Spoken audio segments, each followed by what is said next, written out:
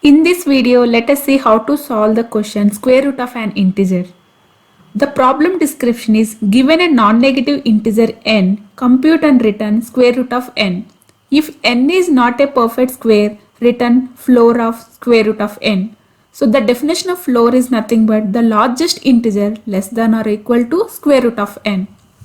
So here it is given note that we should not use any inbuilt function from the standard library like power or square root function from the math library in case of Java. So the constraints are given as least number can be 0 and the largest number can be the maximum integer value. So the input here is an integer and output should be floor of square root of n. So let us understand the problem using some examples. For example, if n equal to 9, then square root of 9 equal to 3, which is a perfect square. If n equal to 17, then square root of 17 equal to 4.123. So the floor of 4.123 is nothing but 4. So square root of 17 will return 4. So now let's try to understand the problem how we can solve this. So we know the fact that square root of n always lies in between 1 to n if n greater than 0. So it means that we have to find a number x in range 1 to n such that x square equal to n. So in case of perfect square, x square equal to n. In case of non-perfect square, we have to find out a number, largest number such that x square less than n. It means that this has to be largest number. It is nothing but x plus 1 square obviously greater than n. So now the problem became like we have to find a integer x in range 1 to n. Using condition x square less than or equal to n and x plus 1 square greater than n. Now let us see algorithm.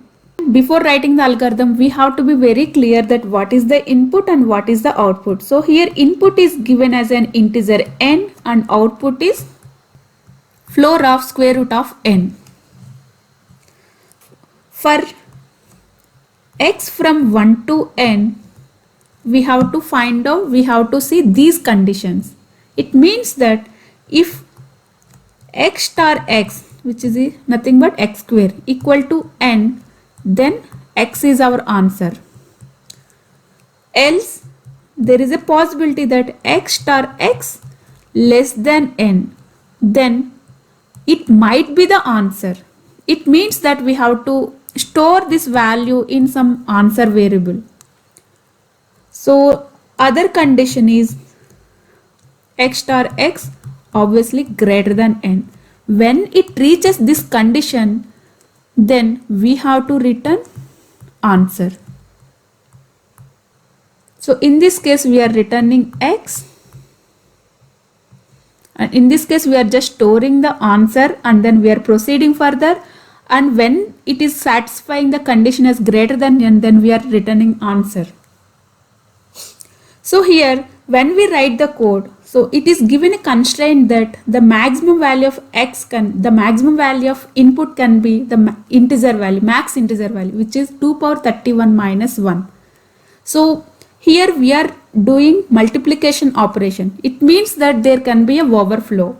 So to avoid this, instead of writing x star x equal to n, we can use x star x equal to n, which is nothing but x equal to n divided by x. So while writing the code, we have to make sure we have to avoid integer overflow.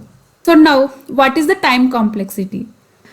Loop run only square root of n, at max square root of n times. So the time complexity is order of square root of n. So what is the space complexity? So we are not using any extra variable, just we are using one answer variable in this case, which is constant space complexity. So this is one approach. So let's talk about different approach. So we have already seen that x always in the range 1 to n by satisfying the condition x square less than or equal to n and x plus 1 square greater than n. So it means that our search space is from 1 to n.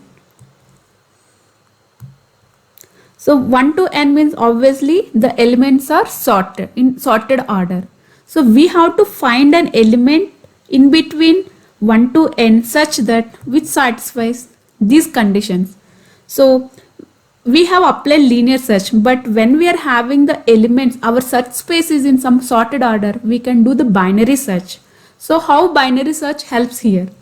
So for example, we got a number x and then we are checking x square.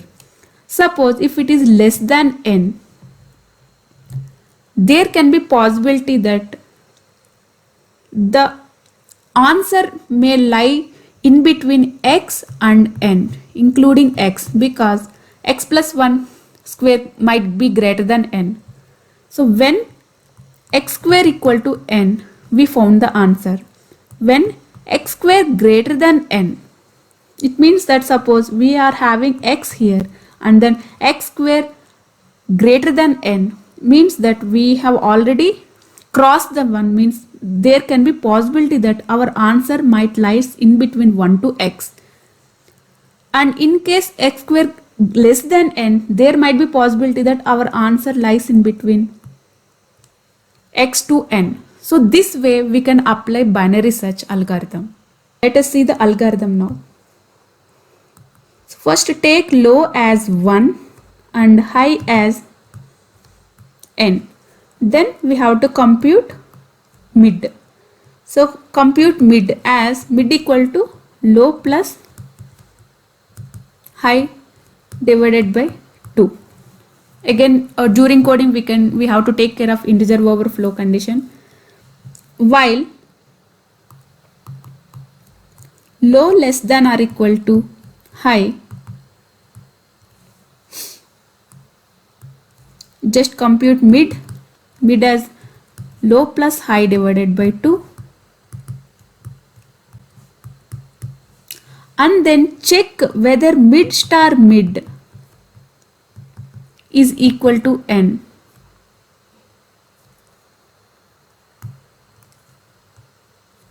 If it is the case, then return mid.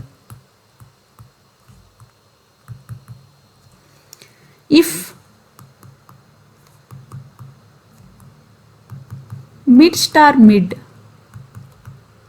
less than n, this case there might be possibility that mid is the answer, but we are not sure until we check the next element. So we just store the element in answer. We just increase low to mid plus 1, means we are reducing the half of the search space. So we are ignoring from 1 to low and then we are moving directly low to mid plus 1. Else mid star mid greater than n. This case we have to reduce our search space from high to mid minus 1. So it means that we have to our search space become low to mid minus 1. It means that we have to update high variable to the mid minus 1. So this process gets repeated until we have this condition, and then at the end we have to return answer. Let's do dry run for some example. For example, n equal to 99. So let us start initializing low, high, mid and to store answer variable. Okay, so what is the low value? 1 and high value is 99. So we have to compute mid value. So in this case mid value is 50. Obviously 50 square is much greater than 99. So what will happen? We have to reduce our high value. So low will be as it is and high will become 49, and then mid will become now 25. Again 25 square is obviously again greater than 99. So again we have to reduce our high value. So low again as it is, high will be 24, and then 1 plus 24 divided by 2, which is 12, and 12 square is again greater than 99, means we have to reduce again high value 1, and then high will become mid minus 1, which is 11, and then we have to compute mid value 1 plus 11 divided by 2, which is 6. So 6 square is 36 less than 99. It means that there can be possibility that 6 might be the answer. So store in answer variable. So here, because we got lesser condition, so we have to increase our low value from mid plus 1, from 1 to mid plus 1, which is 7, and then high will be as it is. So then 7 plus 11 divided by 2, which is 9, and then 9 square. So 9 square again less than 99.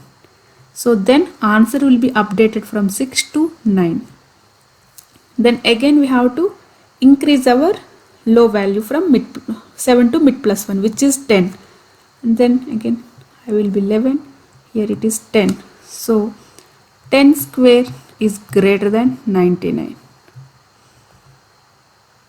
So it means that we have to reduce our high value. So low will be as it is 10, and then high will become 10 minus 1, which is 9. Here low is greater than high, means our loop gets terminated here, and then we will return the value as 9. So what is the time complexity? Because we are using binary search from range 1 to n, so the time complexity will be order of log n.